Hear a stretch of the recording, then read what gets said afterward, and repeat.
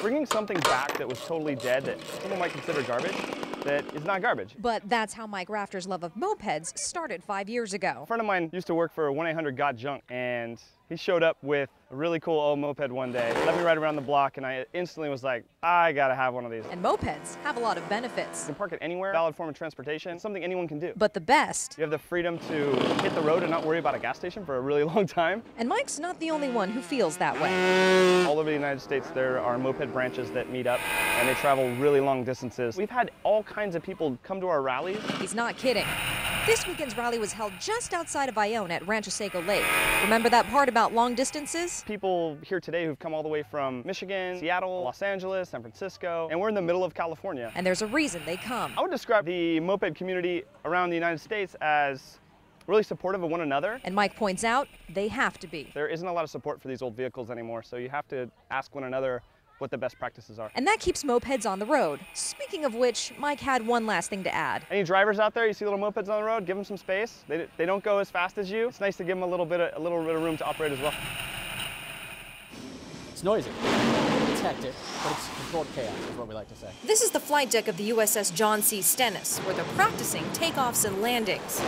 The pilots are making sure their jets catch one of 4 wires running the width of the deck. The resting gear wire runs from 400 to 10,000 psi. As for the crew, they're in charge of everything else. Safely and effectively move aircraft, recover aircraft, and launch aircraft. Lieutenant Jeff Dundon is the catapult arresting gear officer and says this is one of the busiest parts of the ship. It's very loud, so we have lots of hand signals. But to know where everything goes, we manage all the aircraft movement, happens in this room. Obviously, there's a lot going on outside on the flight deck, so to keep track of it all, they have these handy models right here that are actually built to scale. And what's decided in here is implemented out here.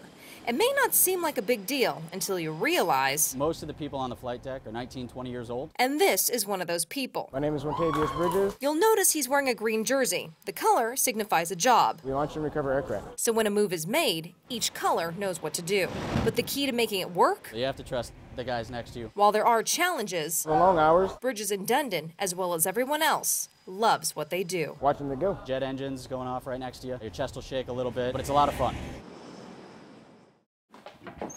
Susan Lang is a mom of 8 and 11-year-old boys. Food is everything. My younger son has had eczema, digestive issues, so I started looking into diet, and that's how I became aware of GMOs. She's talking about genetically modified organisms, or biotech foods, which can sound like it's alive! While the foods and crops are genetically altered, Dr. Alison Van Inenam explains why it's done. It allows producers to grow their crops using less pesticides and decreased water, and has improved yields and been widely adopted by farmers throughout the nation. And then there are some farmers, like Grant Lundberg of Lundberg Farms, who have chosen not to modify their crops. We didn't know how it impacted the environment. We didn't know how it impacted people's health. Many foods have genetically modified ingredients, others don't. But trying to figure out which is which... There's a lot of guesswork because it isn't labeled. This is the issue of Proposition 37, which would require labels for foods that are genetically modified. These foods are not well tested. I want a choice about what I feed my children. The American Medical Association, the National Academy of Sciences, hundreds of studies have shown the safety of this food. Allison is against 37, and she also worries the cost of food would go up because of potential lawsuits. But 37 supporters say the person suing isn't allowed to get money. We have a right to know what we're eating. I think it could be seen as a skull and crossbones for a very safe food. A carrier, $8 billion asset designed to do one thing, which is take the battle to the enemy. That means it's massive. I think you can genuinely say that you could spend a 5-year tour on the ship and not see every single space on the... So the entire carrier itself is 330 meters, which means at the end of the day, you've done a lot of mileage. I get at least anywhere between 3 to 5 miles. Pete Serrano is an auxiliary technical assistant on the Stennis. He points out the mileage doesn't just come from walking the narrow corridors, there's also flights and flights of, ladders. Because, let's be honest, something this steep can't be called stairs. But that's not the only challenge of getting around the ship, though some have an easier time than others, like Pete. About 5'9", 5'10". For me, not bad, although I have seen some people that develop a pretty good crick in their neck. A few bumps and bruises every once in a while. So these doorways are actually called knee knockers, and with good reason, but they actually serve a purpose. I don't want to just cut holes in the ship so people can pass through and not give them some type of reinforcement. The ship has to be able to take battle damage. It's actually designed to be compartmentalized, so if I take damage in one area, I can seal off that area and continue operating the ship. Because of that, he adds sailors have rules when they're moving around. Always maintain one hand on the ship at all times in case we take a roll, we take a sharp turn, you don't actually lose balance and fall down the ladder. And even though Pete's been on the Stennis for a few years, he admits, on occasion I get lost. Life It'll pop here in a second. Can change in an instant. It happened so fast. And no one knows that better than Teresa Parker. This was actually on fire. It happened October 24th. Teresa remembers the date. It was my son's birthday. I was frying tortillas to make chicken enchiladas for his birthday. She then went next door to invite her neighbor to dinner. Gone just a few moments, but when she came back, the pan was here. All of this was on fire. She knows better than to put water on a grease fire and to remove the heat source. But that's where she made a classic mistake. People will actually try to carry the pan. Kevin Summers is with Sac Metro Fire. That liquid, it's going to slosh onto your home and potentially onto you. And when I went like this, the oil went like this on me.